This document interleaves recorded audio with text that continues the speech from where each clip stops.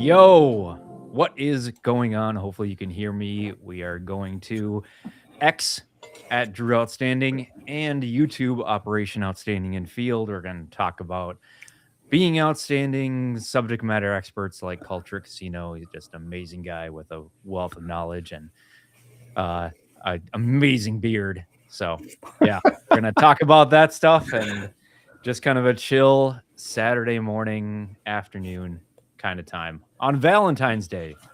Yeah. Maybe I'll see you more than anybody else on Valentine's Day. We'll see. I don't know. I don't know how much I want to go out in the public today. I'm trying to avoid going outside, so I hear you. I know. Weekends. I'm just want to be locked in. I get enough during the week of peopling, especially in cold Minnesota.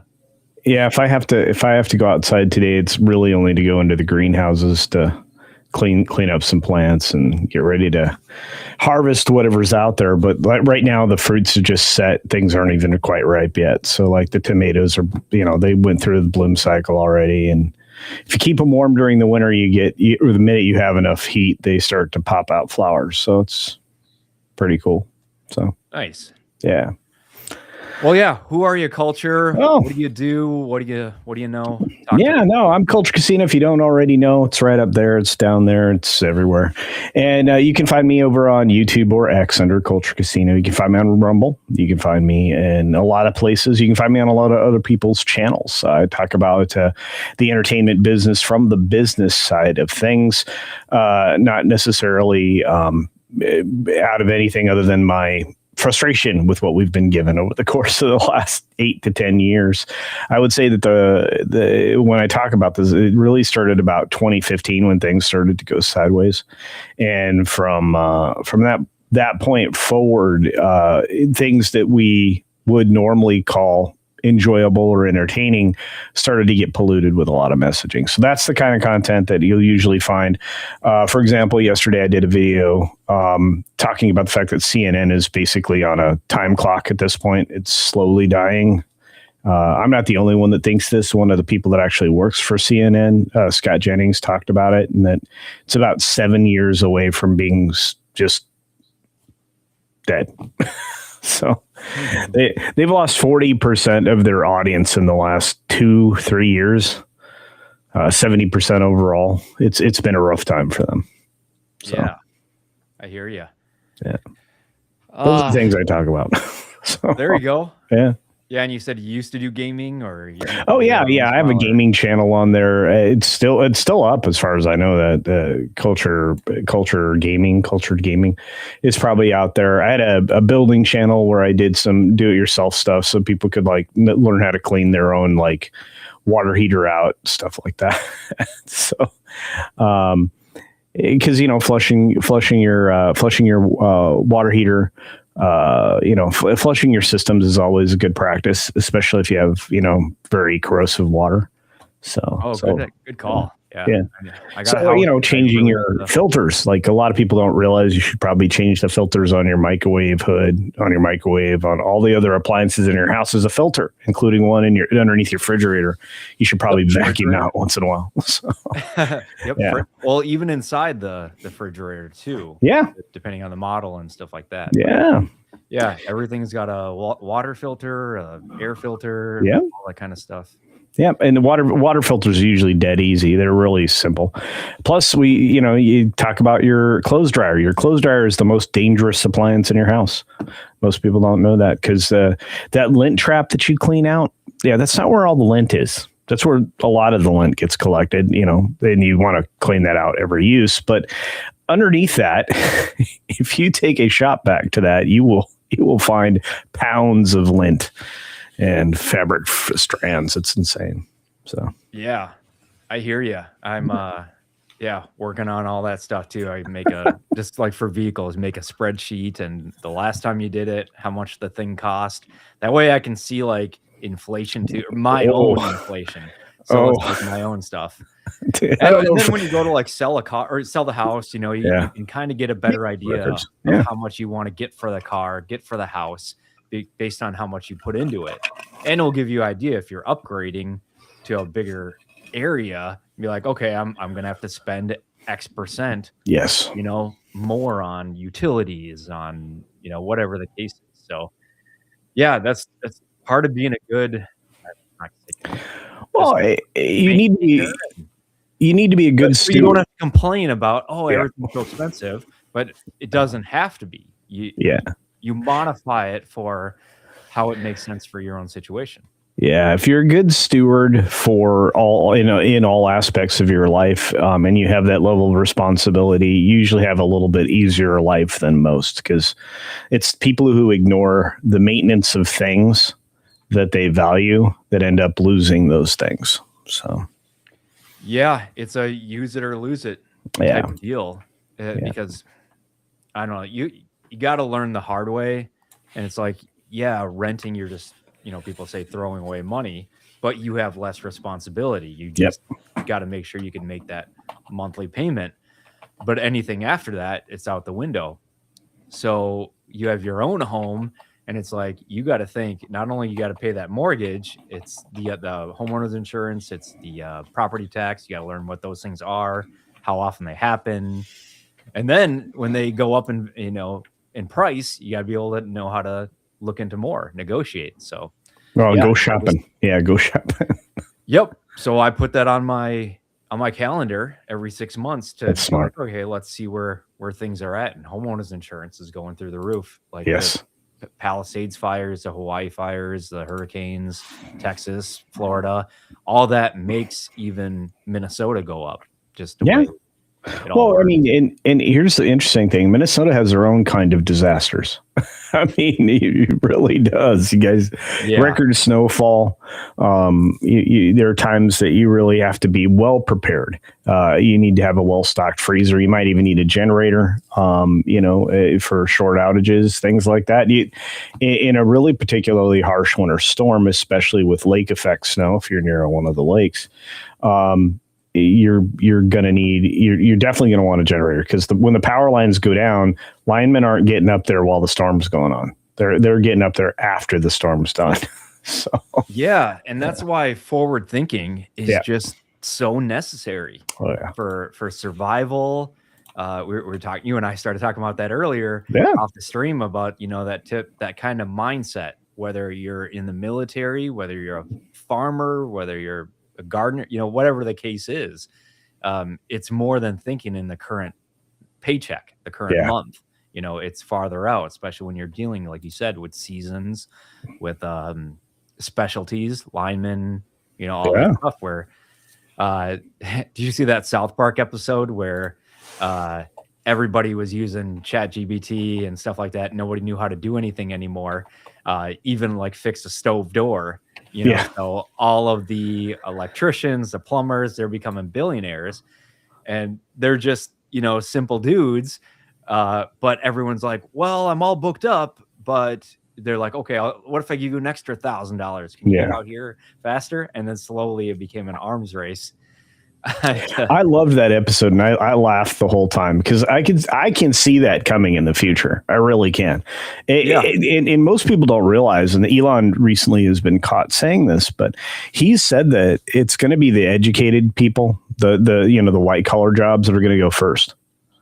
I mean, because it's easy, starting. And that's why you're seeing layoffs at these tech companies and Amazon and all these other places, because you remove all that overhead. That's a lot of salaries, and people don't realize that. What skills do you have in the world? And you got that $50,000 salary, 100,000, 250, whatever your job is, where you're just I don't know, like fulfilling, not consuming. You're doing what you have to do for that day based on what somebody else is telling you, and then of course it changes with every month, with every quarter, every merger and acquisition, whatever the case may be. But you're basically just you're a horse, going by whatever's being told. And so if you don't have any hobbies when you get done with work, and now a lot of the corporate jobs, you're working 24 hours. If you want to keep the job or hit your quotas or bonuses or whatever the case is, you're doing whatever it needs to be. And that can get a lot. But then at the same time, if you don't have any hobbies, skills, knowledge, abilities in other areas, they can replace you they used to say 3 days. Now it's more like, we just replaced 300 of you with an AI program that's going to do most of the work in 3 hours, I would say. Yeah, and again, I mean, if I'm paying attention, I mean, it's even doctors, even specialties and surgeons are going to be replaced by AI plus Optimus bots. So we're going to get to the point. I mean, there's already surgical robots out there that doctors use, but can you imagine when they're just driven by the AI? And look, repeatable skills and things that can be learned in that way are very valuable in the real world. So it's no wonder they're going to try to create automation for them. So it's just and it won't happen all at once. No, it is happening faster than we would expect. And I really want to know what it was like when cars kind of took over the horses and stuff like that. Yeah, the horse and buggy. Right, yeah. In what was it, 1923, Taylor Sheridan show with Harrison Ford and stuff like that, where some people were still on. It's in Montana. So, a lot of people are in cars, where they can get through certain areas and faster. And if you have that advantage, just like in warfare, it all comes down to technology. Yeah. But at the same time, you got to have that money up front. And so now we're talking having the money for that AI robot. $20,000? They're talking about some of these right now, but it can do a lot of stuff. Yeah. And so it's getting that push with minimum wage. Be like, okay, you want your minimum wage or your living wage, whatever the term is, but it's going to come at a cost. And look, I mean, this is an inexhaustible worker that costs you $20,000. And if you know anything about like business, it's called a capital expense. Exactly. So capital expense lasts longer, depreciates over multiple years.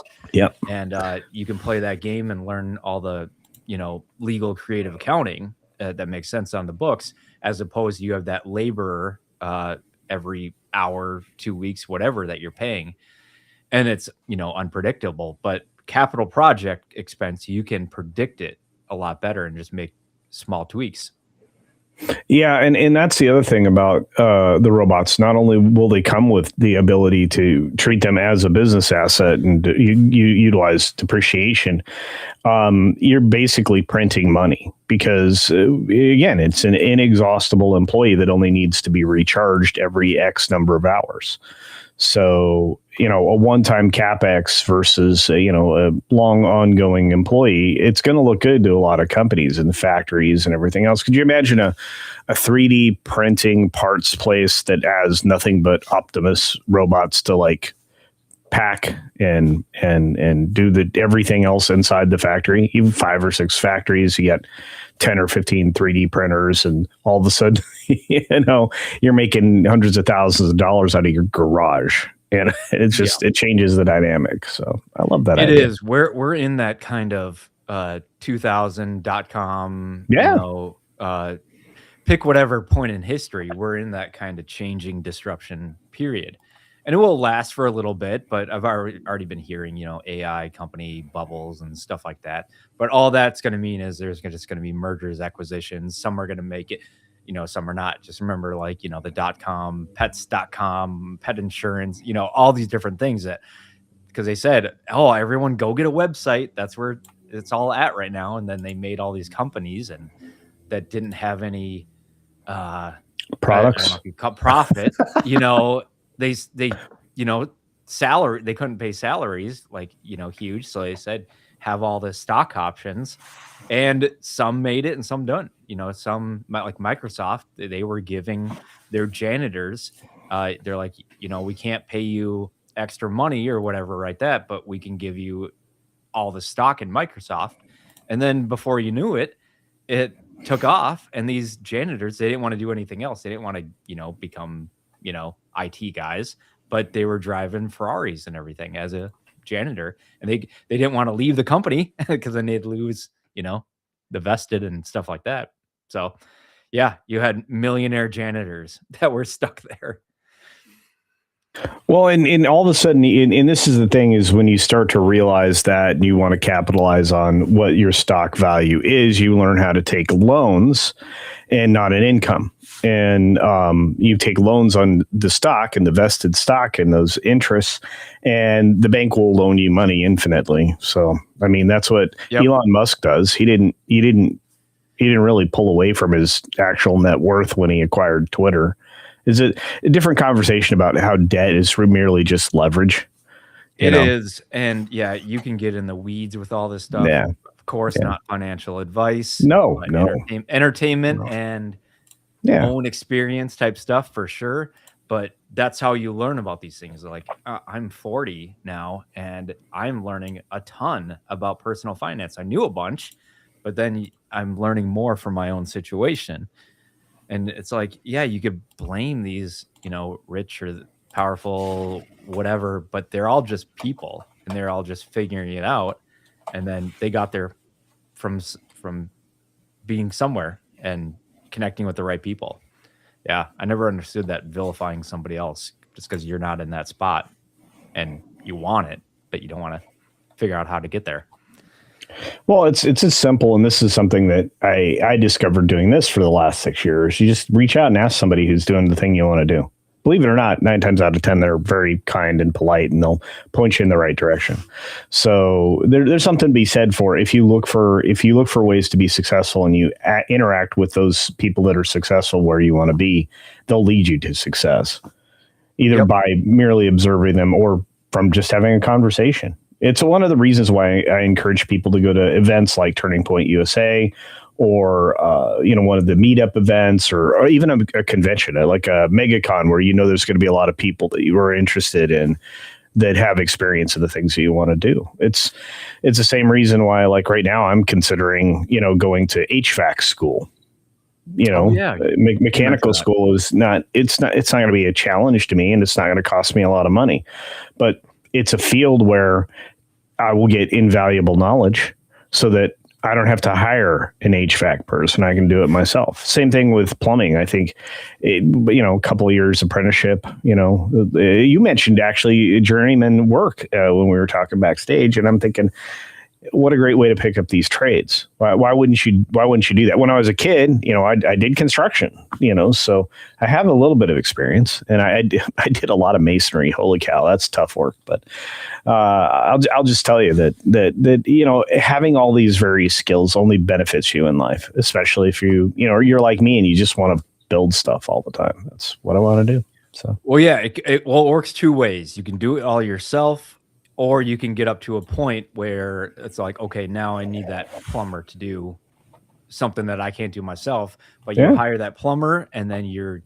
asking questions. You're learning while there. You're not just saying, "Oh yeah, go down and figure it out," or go get it done and then come back with a bill. It's like, no, be with that, learning it. You're picking up different cues and things, and then you actually know how to, speak on that kind of level as well. And because then you're not going to overpay. You'll never overpay when you understand what's going on and know your limitations. Well, and again, we talked about maintenance. We'll talk about, acquiring skills. I think that's going to be some of the most important things you can do in the future. I think that, and that's the other thing. Time is incredibly valuable. I would rather have a robot employee doing the maintenance work in my greenhouses, while I go to a trade school to pick up another, skill or something. And that's the other thing too, is I think people were trying to replace actual functional, productive work with education.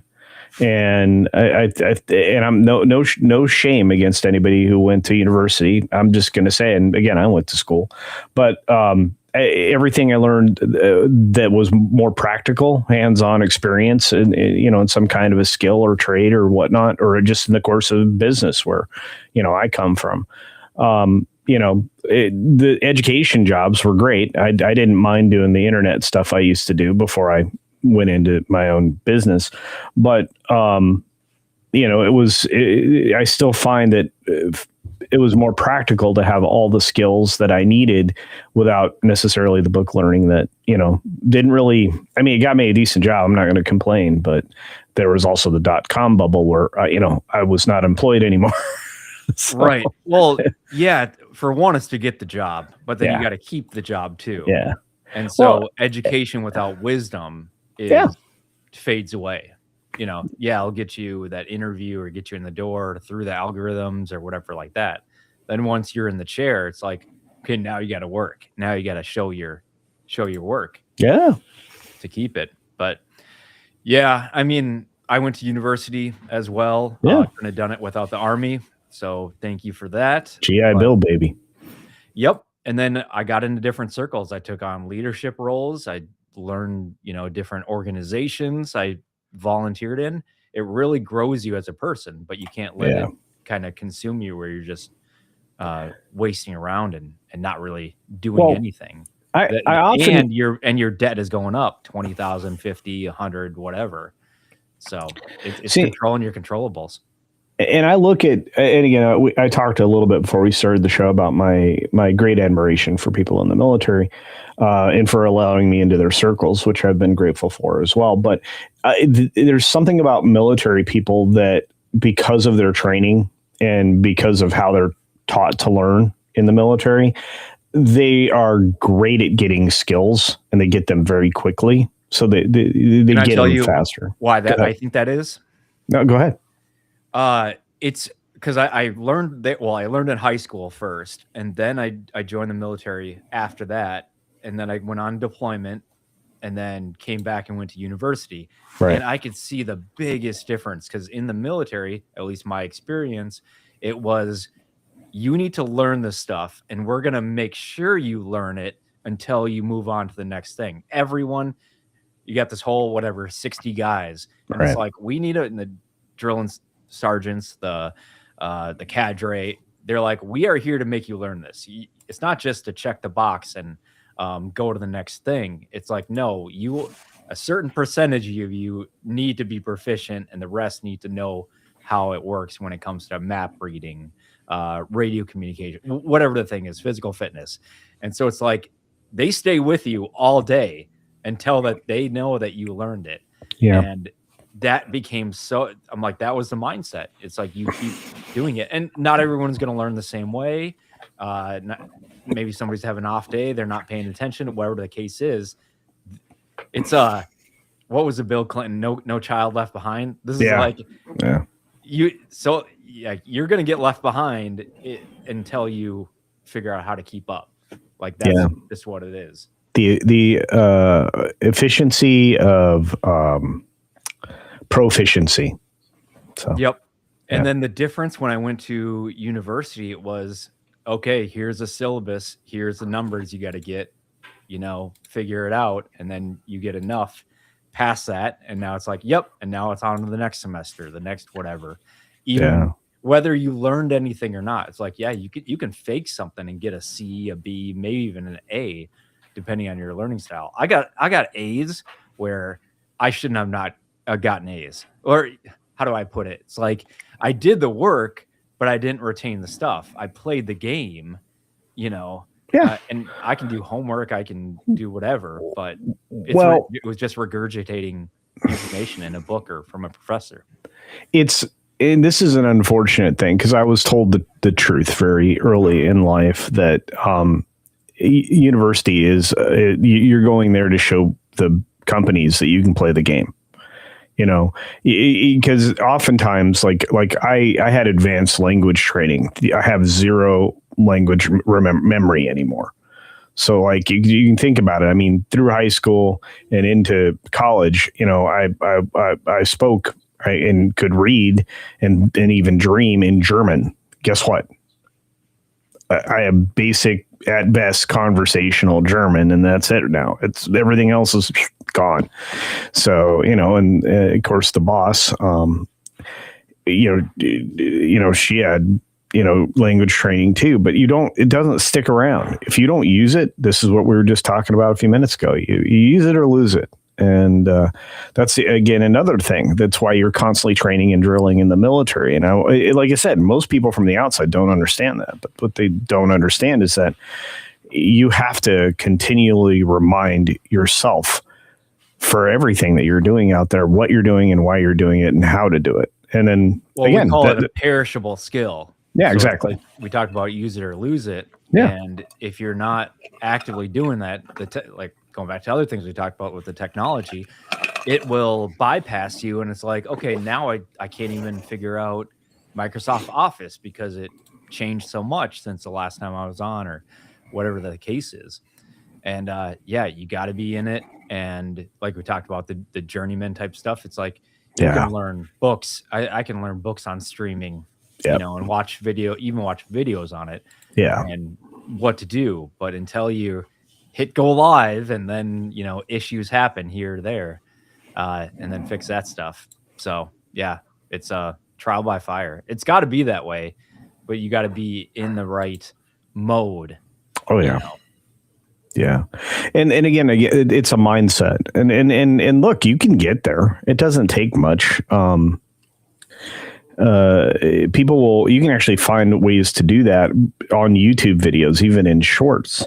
Dr. Peterson actually has a short talking about how you get yourself into the right mindset to be successful. What do you want your life to be in X number of years? And then, you know, you go at it by developing what does it take to get there. So you make yourself your own map, and then you just execute on it. So, like I said, I admire a lot of folks and people who are, you know, from very disciplined organizations, but the military seems to be the one that I think is the best at developing people. It's not the educational system. Once you're into university, they don't develop people anymore. They used to. It just that's absent from education. It brings everybody up to a certain baseline. Yeah, and then the ones that want to take off like rockets, it allows you to do that. Yeah. And then those are the ones that are going to get promoted, are going to go to the technical schools. Yeah. You know, going to get the right kind of mentors and stuff like that. It's like, we'll get you to a certain spot, and then now wherever you want to take it. And it could be something technical. You know, the amount of nerds in the Army and the military is absolutely ridiculous, at least in the last, 20, 30 years, because it aligns with what's going on in the private sector, but it's dealing with stuff that either is just so far advanced. Like, I'll put it like this. Like, I went in the Army in 2004. And so 2004 was that AOL Instant Messenger time, and the whatever, the MySpace and the Friendster, all that stuff was just getting kind of started, just in its infancy, and social media and stuff like that.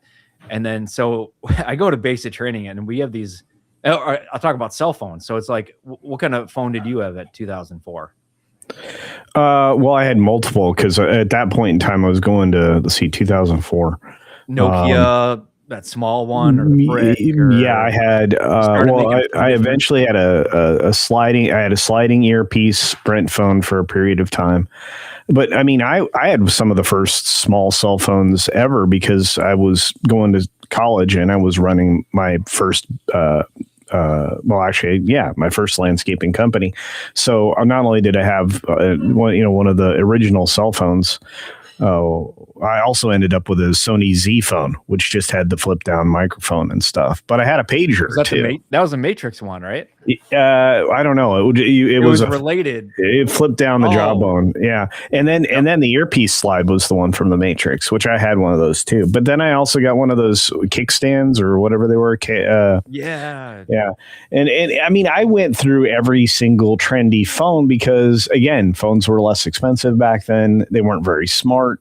They were basically portable communication, platforms that, helped you get through the day, but they were no more advanced than like a calculator. So no, but it was good limitations, where now phones just have unlimited. And look, I know you went about this at some point in time because you were talking about some of the old platforms, but like I was building up an ICQ network of people and friends and people I could chat with in my particular business field when I got into, internet technology. And, I was actually using my education to make money, which that lasted for not that long. But, it was important to have all those contacts. And that's something else that you can build up in the military that you can't get anywhere else. Because none of these people are going to, go to be operators for, some other military somewhere. I mean, some of them will, but they go off into other parts of, the world to do other kinds of work, whatever they went to go get as far as their training and proficiency. And you pointed out the specialist schools and stuff like that. So, you have this network of people that can give you a leg up in whatever it is that you're working towards. It's a fascinating thing. That's why I like the military. Call up anybody. Yeah. Because that's the thing. People usually hold many different knowledge, skills, and abilities. Yeah. You're all in the same, you even call it the same job in the military, but each one might know plumbing, might know accounting, might know legal. Like I was talking about nerds in the Army. It's just, it was insane that, like, because they would have these certain jobs in the Army, 25 is a communication section. And then they added a new one around that time where it was pretty much all tech. It was just a communications tech one where you had to get all these certifications. And then once you did, it basically would have costed around $250,000 to pay for and finish all these certifications, Microsoft this and everything. So once you got those, you could finish your enlistment contract and go work for a tech company, easily making $300,000, and they'll hire you on the spot because they don't have to do any extra work. They don't have to. They know you're not coming in with all this baggage, and you have that real life experience. Same goes in medical. Like a nurse in, just a random town, while they'd be making a lot of money, is so much different from the skills from a nurse that served in Iraq at its hottest time. And so it was funny. A lot of nurses, doctors, stuff like that would leave the military and go work in Chicago and LA and, all these places where they're seeing all the homicides and stuff like that, because they know that people have that experience from being deployed and can keep cool. And so, they were Chicago, LA, they were paying them a ton of money because that was the demand, rather than start somebody off green, Yeah. And again, it to me, it's just fascinating because I think developing contacts and acquiring skills and partnering with people that have the things that you're looking for is just, it's something you should learn to take advantage of the people that you can professionally network with. I think that's one of the reasons to maintain good relationships with people, is because you have to think, and you're not thinking of people as tools, you're thinking of them as opportunities, and not in a malicious way. Don't misunderstand what I'm saying, but as a chance to learn. As a mentor, oftentimes it's the best way to approach a relationship in business. Is I want to learn as much as I can from you. You've been doing this for 25 years. I'm looking for you to tell me what you know and how to go about doing what you do. And it's a constant learning. And it's not being used. It's not anything. That's how we do it as people throughout all the time. Think about going over the Oregon Trail and. Tell me about that. Have you worked with other people? Say again. To learn more.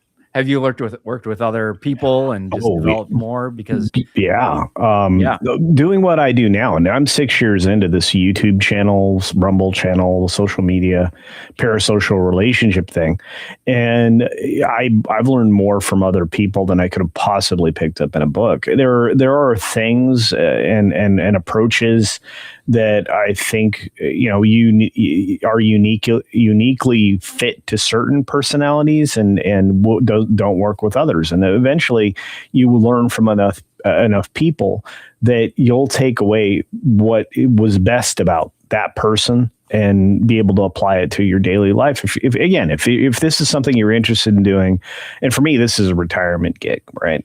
So I get to talk about the nerdy stuff that I like to talk about. I get to talk about the business stuff that I like to talk about. Well, that connects in your brain. It connects the connectors, neurons, whatever, to make it more elastic. So it's talk about the nerdy stuff, but then pull in the finance, business, social connections, stuff like that, all into one, and then you're growing as a person.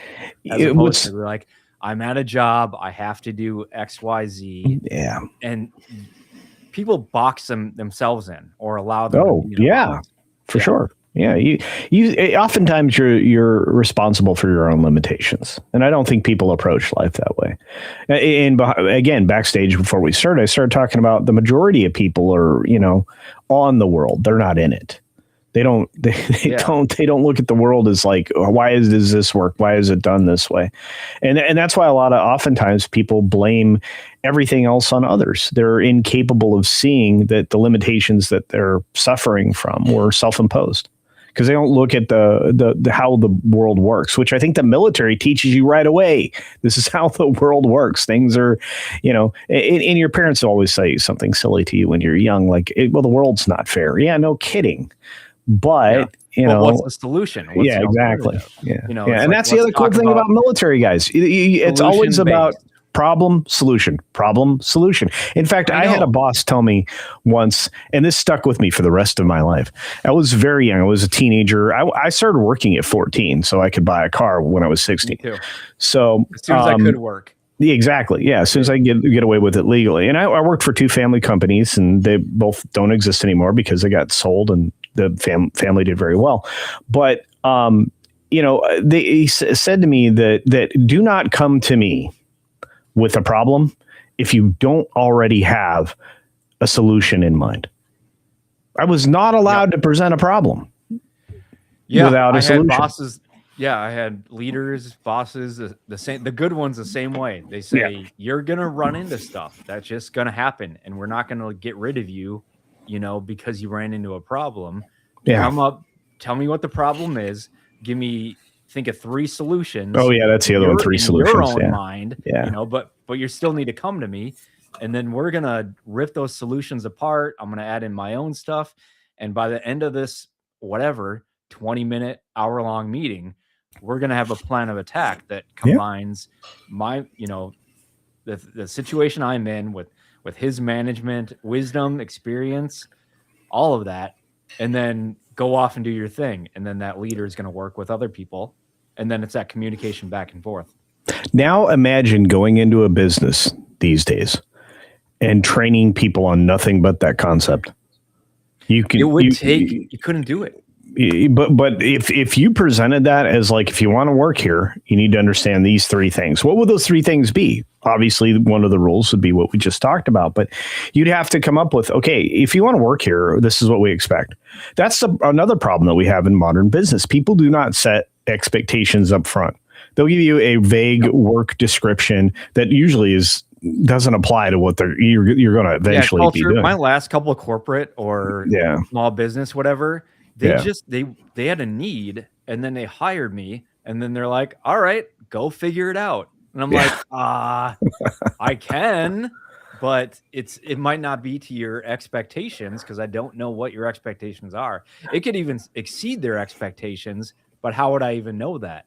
Yeah. So it's just like, there was no communication. They're just like, I don't know, you're the guy, so do the thing. And I'm like, hey, this is not going to last. Like, you have the skills we need for the position, but we don't have a way to give you direction. That's a problem. You need to, again, you cannot solve a problem without a plan, and you just can't. The solution needs to include a plan, and that plan of attack has to lead from the beginning of the idea to the end. It just, I would complete, I would get results, and they would have no idea what I did, how I did it. If it took like, if it was a 20-hour project that did a little bit of thing, or if I did something in 5 minutes that, saved the company money or brought up profits or whatever the case is, they couldn't tell, and they didn't want to know until, but then, review time comes around, or, it's like, oh, we got to lay off somebody,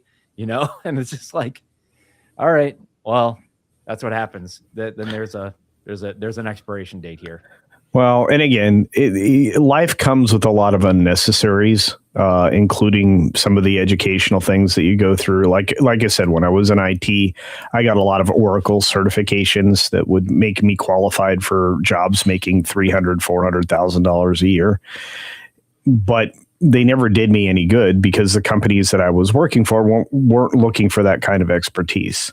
So while I valued what I learned from that and I could apply it on a daily basis, it wasn't to my benefit. And that's the other problem with offering people, what do you call it? In-job education or on-job training, or yeah. But on-the-job training, or I forget what it's called. Continuing education. There we go. Continuing, yep. Yeah, continuing education in a field is only applicable if it applies to your field. This is where a lot of licensure issues would pop up, like in fields of like contracting and things like that. If you have to hold a professional license, chances are you have continuing education. And here's the weirdest part of that. What of that is going to be applicable to the segment you're in? Likely very little. Anyway, it looks like we've got a 75 hard challenge. What are we doing here? So let's talk about how people can actually get to what we're talking about. Yeah. Have you ever heard of the 75 hard challenge? No, this is cool. It's a good one. Here, give me a minute. Tell me about what challenges you've done in the past for either starting the year or. Oh, wow. Okay. So a lot of people refer to like the beginning of the year as like the New Year's resolution or whatever. And for me, post my recent brush with death, it was to get back on a healthy eating and healthy diet path so that I could eventually lose weight. So some of this is going to be applicable to me. But for me, before the pandemic, I was working out, going to the gym twice a day, 6 days a week. So oftentimes I would be up and at 'em at 4 a.m, just like most military folks. And, I would be doing essentially PT starting at 5 a.m. And on Monday, Wednesday, Friday, that PT included playing racquetball for 2 hours and then, hitting the weights afterwards and then heading back home so I could start my business day. And then in the evening, I would go back to the gym, work out, and usually do my lifting and stuff like that. So I set a goal for myself. You got a plan. You set up your own structure. I'm sure you learned that from others. Yes, I did. Your own. Yes, I did. And that's the thing. Yeah, you don't know until you don't know what you don't know. Which I know a lot of people say that they use that one, but it's the truth. You don't know what you don't know, so you need help. Yeah. Sometimes somebody else has a better plan. Again, this is why you ask people for help. You say, "How did you get there?" Too. Like I try to tell people that it's like, and that's another military type thing. It's like, borrow that, steal that, yeah, modify it, just thinking like fair use and stuff like that in a way. Apply it to yourself. Yeah. Adapt it to your own thing. Take out what works, what doesn't work. Because I've done the 75 hard challenge before. I've never finished it. I always get close and then miss it and then try. But it's such a good way to have a plan, because then you get to see what you kind of suck at. Yeah. And each one could be different. So we got the 75 hard challenge. You basically pick a diet to stick to. No cheating, no alcohol. So it could be whatever your diet thing is. And I like that. You base it on what makes sense for you. Maybe it is carnivore. Maybe it is paleo. Maybe it's just, hey, I'm just not going to drink soda pop. Something like that. Whatever the case is. Knock down your sugars. Yeah, absolutely. Yep. Write that down. And then you stick to it for 75 days. Then you got books. So it's reading a nonfiction book, 10 pages a day. And you don't need to get too much into weeds, whether it's a long page, a whatever the case is. The point is to pick something up, dedicate, pick 10 pages and just go for it. I'm sure you hear all the millionaires read one book a month or, whatever the case is, because you got to take in new stuff. Yeah, constantly. Yeah. Every piece of information you're able to glean from anywhere is an opportunity to reform your own opinions or reinforce them, which unfortunately most people go looking for confirmation bias. But I have to reevaluate what I think about everything every day. I've always challenged myself in that way. So yeah, picking up a nonfiction book. I mean, you could read the John Adams biography, or you could go out there and you could fill you could fill up your knowledge base with practical information that can be applicable in your life because of the lessons they learned along the way.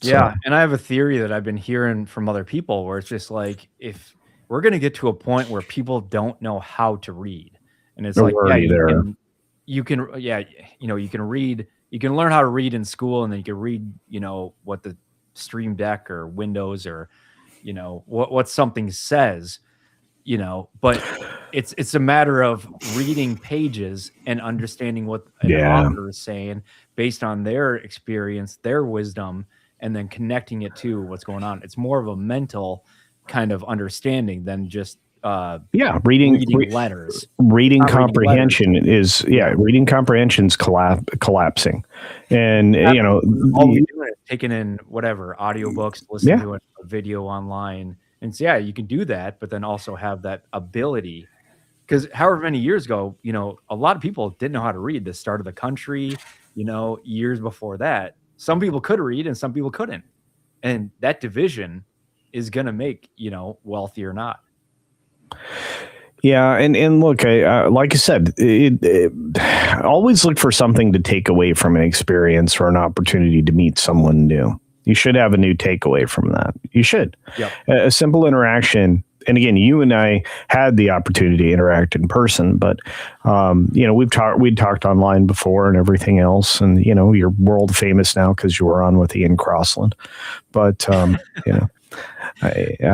just saying is conversations. But those fun. Yeah. And again, it allows you to take something away. Like you have like some of the most self-discipline and stick-to-itiveness of almost anybody I've ever met. So I took that away from our experience. I'm like, this is a very strong-willed person. This person will be successful. So yeah. Anyway, just a matter I'm not meaning to flatter you or anything, but that was my takeaway. Same goes for you with your technical stuff. And then I know the areas that I'm less than in, that I can improve in my way, but then I can also see it in another person. Whereas like you, or the more time that I spend with you, you can talk about IT stuff and 90% may go over my head, but I'll catch 10%. Then the next time I use that 10%, and now I'm catching 12 because you're probably saying new versions of whatever the thing is. And then slowly that gap kind of gets smaller and smaller. Well, let me tell you a secret. I care so little about technology now. I hear you. That's the thing. Like not having, like we talked about, not being put in a box. It's like you could be perceived as doing certain things so well, and this is what I get. Feel like, oh, you're so motivational, whatever, and I'm like, you are. I'm just being me, and I can't live in that area all the time. So right, like I said, it's why it's easy for me to fall back to talking about business and entertainment business and what's wrong and all of that. I'd rather have an analytical conversation about stuff like that. But these types of challenges, I think, are important to us. So if you want to break this down, like number 3, drink a gallon of water. How much water do you drink? Have you ever drank a gallon in a day? There you go. I know I got my very large one. I fill these up 2 or 3 times a day. I drink a ton of water. It's just a matter of keeping track of something too. Yeah, well, and it's pretty easy to measure these, but I'm well over a gallon of water. And that was a big problem because when I was hospitalized in November, and by the way, that happened on Veterans Day. Anyway, so, but when I was hospitalized, that was the biggest problem is like, I was just like, I need water. What are you guys doing? How come I can't have water? And they're like, you should get plenty of water. You got IV fluids. I'm like, no, it's not working. Plus, I want to go to the bathroom. You guys suck. They were trying to keep me in the bed the whole time. I'm like, they're like, you can't stand up. I'm like, you want to bet? Yeah, they had Same goes for me. They had me locked in the bed. They had all this different stuff. They're like, no, we got all covered. We're keeping you alive. And I'm like, I want to live on my own. Yeah. And my mouth would get dry and stuff like Yeah. that. The best they could do, finally at one point, they gave me these little swabs. It's like a Q-tip with a sponge, more like a sponge. Yeah. And because I couldn't have like real water, Right. so I'd take that and then I put it in my mouth and just like move it around and just get like, just imagine being thirsty in the I desert. can't even imagine because like I you're in forced the- my way. I like know. I was torture like, for It was torture, and I'm like, oh, just give me the swab. It was just like, it felt like being alive. So that's sorry another reason about I have that, man. Gratitude for any day I'm upright. Indeed. Yeah. So that's Yeah. why I don't mind. I can drink all the water I need, and Yeah. it's a cool way to keep track of how many days you can do it, and Yeah. then, slipping up or whatever the case is. Because most people, especially if they drink more water, hydration is it's a good first step if you have whatever going on. If you're Cellular reconstruction. mood, Yeah. yep, exactly. It's the fluid. Like, it makes sense, but none of us do it because we're being sold, the temporary sugary taste good kind of stuff. Yeah. Soda is the enemy. Sorry. Anything that creates insulin resistance is a problem. And that's why your idea of a diet is good. Like, I'm not going to have sugary soda pops. I'm going to not have alcohol. I'm not going to do things that will increase my insulin resistance because I don't want to put more fat on, and unfortunately, when you're immobilized, as you gain weight because you can't do the things that you were doing before. So I like this 75-day heart challenge. Let's go through it because I keep interrupting you. And you're on a roll. No, Yeah. that's what I'm doing. That's the conversation is going back and forth. But drink a lot, drink 1 gallon of water. Because you can, like you said, you can measure it by 24 ounces, 32 ounces. What I would do is I'd have my bottle and then I'd put just a notepad on it and then just tick off every time that I refilled it. Yeah. And so if I was in a crunch around 7, 8 o'clock, I could go for it and still be able to do it. It's funny. Going back to the military, you find ways to make it work. Like if you're dehydrated on a PT test or different elevation and stuff like that. I got to the point where I was drinking a gallon of water, something like 8 hours before I went to bed or something like that. I tried to measure it out where I wouldn't be pissing all night, but I could wake up and then just be as fully hydrated as I can and then go complete the PT test. And then that would not be an issue. Well, and it's weird because you talk to a neurobiologist and they'll say you don't get coffee in the morning. Start with water, put a little bit of mineral salts in there. And that way you kick up your electrolytes, you replace the things that you shed the day before, and poof, all of a sudden, that pinch of mineral salts, everything else, you're all of a sudden feeling amped up like you had coffee. It's really wild. And it's hard for me not to analyze drink coffee. the money aspect too, that $14 a container. Yeah. Yep. It was costing, back in the day, 5 cents. And then it was 25, 50 when I was a kid, whatever, growing up. We used to have the 25-cent cup of coffee. Well, yeah, but then also the cans of pop soda. Oh yeah, from the vending machines. Yeah. And so if you had a quarter in a freaking couch, you some change, you were drinking good, as a kid, but then you didn't know what it was doing to you. And then now you're thinking about the long-term effects. But now it's something like $4. Not to mention the energy drinks and all that other stuff. Yeah, I steer clear of all that. I do too, the military guys go crazy for that. Yeah. Yep. It's a temporary fix, and there's modifications and stuff like that. But you're thinking about that like now my mindset's like I'm adding up how much that one drink costs times amount per day times month times years. And then you look at, the effects of how much you're going to pay for the healthcare because of that soda. So it's a good study. But next one is take a progress picture every day. And you don't have to post it online. You could just as long as you take it, you go through the motion of looking in a mirror or having somebody or setting up a tripod, whatever it is, you got to take a picture of you so you can look at 75 days from start to finish. It's not that before and after, you know, because so many people get that before shot and they'll be like, oh yeah, I'll get to my goals and then I'll have an after. There are, I heard some stat where it was just like there's 98, you know, before pictures for every two after ones, you know. So it's like you want that progress picture over time, and then you can really zone in on it. You've ever done anything like that? Oh yeah. In fact, when my first attempt to get looking like I was carved out of wood, and you know, do the 300 workout, this is many years ago. I'm an old guy now, but I did that. I took a picture every day, and it's funny because you start to observe how diet and exercise can affect that progress picture. Here's one of the problems I have with a progress picture, especially now. It just feels really narcissistic. I feel like I'm, you know, one of those thirst trappy girls on the internet or something. Yeah, but, and that's the problem. It doesn't have to be like we have that mindset because I'm not going to say bad apples because of certain people make it into a vanity project. Yeah, no, this is it's just like anything where you want to look at your own stats. Be like you wouldn't say that about taking a picture of the car that you're working on or. I don't know, something like that. We use pictures to understand. Well, it's a good way to track progress, you know, and be inspirational for future, which is why I think it's valuable. So I won't disagree. It's a good idea to do.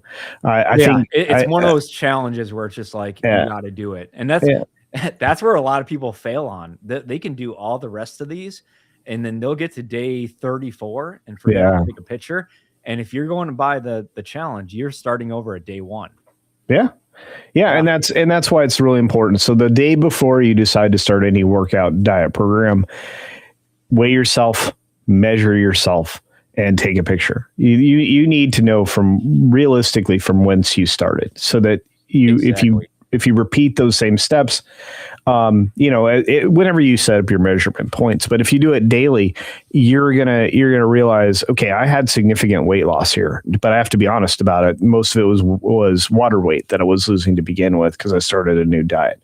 But eventually, those numbers mean more, and the reaction that your body has, especially when you get to day 36, 37, 38, you've gotten to maybe 7 weeks in, and your body fundamentally changes in the way it processes food and those things. And you don't even know it. Yeah, like we go into some things thinking that we have a goal to get to, and your body will get to goals that you don't even know. Other people will see it in you. They're like, oh, your face is looking great, or you seem healthier, your skin or your energy. Well, that's what a lot of people get. You won't get compliments on your physical appearance, but if you get compliments on your energy or your proficiency or whatever, you can tie that right to what you got going on that people don't even know about. Well, I think the things that hit me the hardest after I got out of the hospital was that because you know how that recovery process is, it takes you a long time, but like eventually you start interacting with people that you've seen before when you were struggling, where they're like, wow, your energy's really returned. Or, you know, they start to make comments like that. And believe me, those are more inspiring than it is anything else. So it's a bigger conversation, but anyway, keep going. Well, I keep interrupting because no, I like it. This is what we're doing. The 2 workouts. So it's not, you know, most people can do a workout, you know, and whatever, but this one is, you got 2 workouts per day. Oh yeah. Minimum of 45 minutes. So it can be more than 45, but and one's inside, one is outside. And so you can modify this a little bit. It could be walking, it could be running, it could be taking the dog for a walk. Or what I've done in the summertime is I'll bring all my weights out into the driveway and I'll get a workout there. You know, part of it is just getting out in the real world. You're not just confined to a certain area. How's your what have you done in the past for workouts? Oh boy, exercising or fitness, you know, pick whatever, moving your body. I was a weird cardio guy. Like I said, I would go to the gym 6 days a week. I'd go. I'd go twice a day. Obviously, one of those days would be heavy on cardio, like Monday, Wednesday, Friday, because of the racquetball and everything else. And then the evenings would be where I did lifting. On Tuesday, Thursday, Saturday, those were all strength training, resistance training, something like that, or something that was more easier on the joints, like swimming and slaps in the pool and stuff like that. So I mixed in resistance training with cardio as often as I could. And I always felt like between racquetball and basketball, I was getting like a joint workout. Right, I was getting not just the cardio, but the strength training, because with basketball you're competing against yourself with very quick, adroit movements. Same thing with racquetball. It would be similar to it when I was younger playing tennis, but I never called golf a workout. Golf was an activity; it was fun.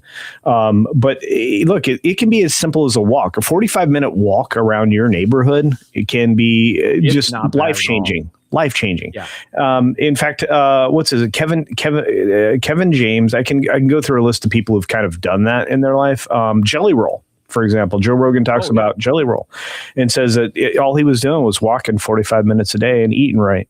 And I'm looking. Noticed it like for a while. We would have walking meetings, and where they weren't even they weren't called a meeting, but in the military, I had a leader. He'd be like, "Hey, come with me," and he just started walking, and then we're talking about stuff.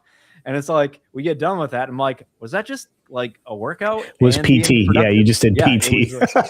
And it was a fast workout or a fast walk too. So it's like, you got to keep your body up and you're having that conversation at the same time. So like I have a great deal of admiration for people who work with single camera productions, because the guy with the camera is walking backwards. And most of the dialogue is done walking through hallways. So those actors are working their butts out. They don't know it, but all day long, you're shooting those scenes and you're walking down hallways, you're turning corners, you're, whatever it is. That's a workout. They don't know they're doing it, but that's a lot of physical activity during the day. So think of all the just balance, the situational awareness, the memory, the focus that comes into all that. That's incredible. Yeah. And and like I said, if you've ever been to a production set where they're doing a single camera, show, procedurals, not so much, because those are set shots, but when they're working, like I'll give you an example. Anything like most political shows have a lot of kinetic motion. They have to not only engage you, but to like keep the story moving forward. You have to have some kind of action to drive everything forward, not just the dialogue, even though you can be a brilliant dialogue writer. So I'll give you the example. And this is, of course, from a left-wing like show, but there was a show called West Wing that NBC had on for a long time. That Aaron Sorkin, who, no matter what you think of his politics, is the best dialogue writer I've ever seen in my life. And that show was constant motion. If you watch that show, it's like you're exhausted by the end of the episode, because everybody there was just walking through hallways or doing shots or walking across the lawn at the White House or whatever it was. It was brilliantly done. And I always, like I said, and then everybody that's associated with that production, from the sound guy to the camera guy, they were working out the whole time. And they had to have everything that you talked about: balance, discipline. They had to have pre-planning for every shot. You walk through the shot multiple times. So if you've ever seen that kind of, you've seen that kind of work on a set, you are always appreciating the fact that they can do that, because it's amazing. It's amazing. They do that with movies too, by the way. There's oftentimes, dialogue is exchanged in motion, because it adds to the sense of motion kinetically in the shot. And if you didn't move, it'd be kind of boring.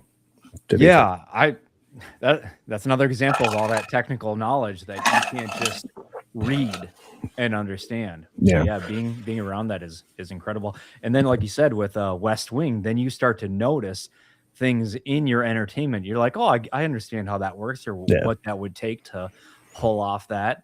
And so, just an everlong learner. So what about these 5 things do you think you could do for 75, and which one would be the toughest? Well, I recently did the everything here. Outside of the workout plan, but like I can take or leave alcohol. I don't need it. I'm one of those people that, like, you know, I'm not, I don't have an addictive personality, thank goodness, but I also don't like allow drugs in my life. So right now I'm taking the most amount of medication I ever have in my life because it's prescribed. Yep. And I'm talking regularly every 2 months with my doctors to try to pull the medication as I the best can. way to do that. So, Like same yeah. thing. We're not going into medical advice, Yeah, but no. for your own situation, No. for my own situation, Yeah.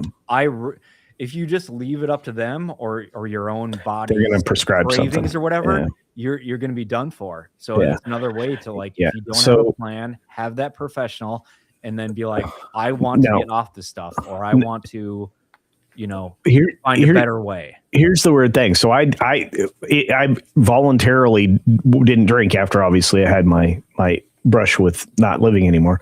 But I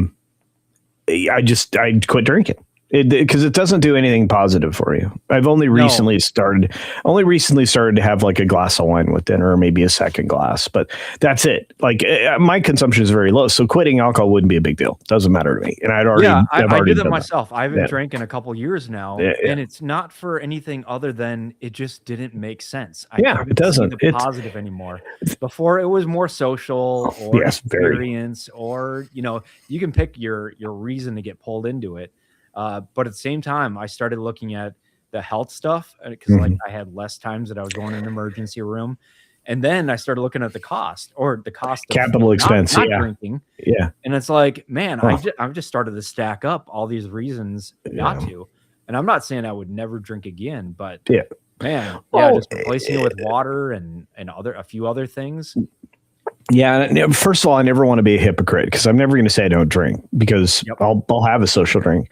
So, but what I will do is just quit for several months. That's because there's a point. Somebody tell me the benefits of drinking versus the benefits of not drinking, and it's there's no comparison. It's the upside is all on way the that not there drinking. is a benefit. It can be.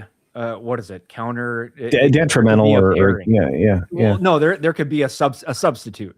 Oh, indeed, yeah. So it's like again, if you're talking about being social or whatever. Yeah.